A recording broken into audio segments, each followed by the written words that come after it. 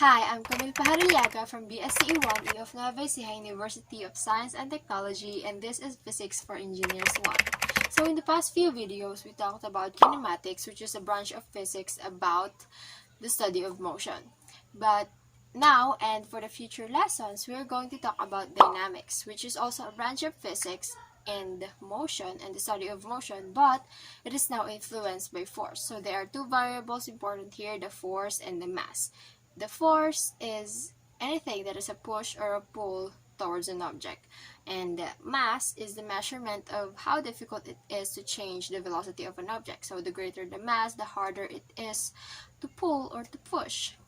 So yeah, so in dynamics, the basic foundation here is the Newton's three laws of motion. So the first law of motion states that an object at rest or at constant velocity remains in that state unless there's a force that acts on it. And the second one is that acceleration is directly proportional to the net force, or the total sum of the forces applied on an object, and inversely proportional to mass. So in this video, we're going to talk about the second law of motion of Isaac Newton, and yeah.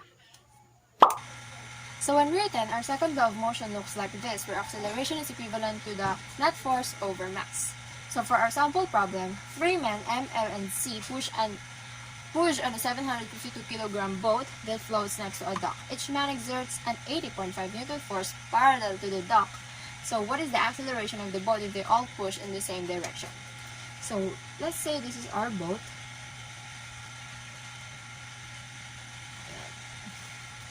And this is parallel to the dock. This is the dock, and this is where M, L, and C are.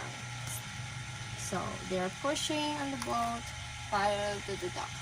This is M, L, and C. So since they are all pushing in the same direction, and let's say they're pushing towards the positive side, so they are all going this way. The forces are all going this way. The forces of M, L, and C towards that way. So in order to view that clearly and easier and better, we need to draw a free body diagram. So this is our object, which is the boat, and then this is the force of M, let's say F sub M, force of L, and force of C. They're all going in the same direction, so yeah.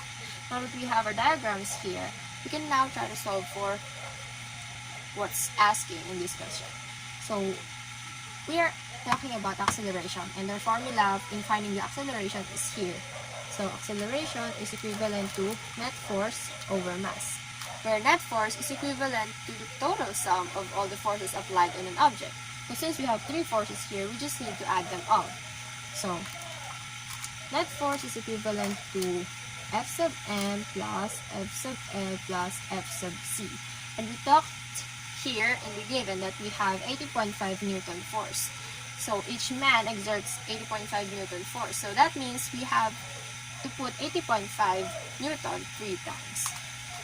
So we have 80.5 Newton plus 80.5 Newton plus 80.5 Newton. We will have a sum of 241.5 Newton. So that is our net force. And the mass is equivalent to 752 kilograms. So now that we have our given values, we can now solve for this acceleration. So we have here 241.5 Newton over 752 kilograms. And that will be equivalent to 0.321 meters per second squared.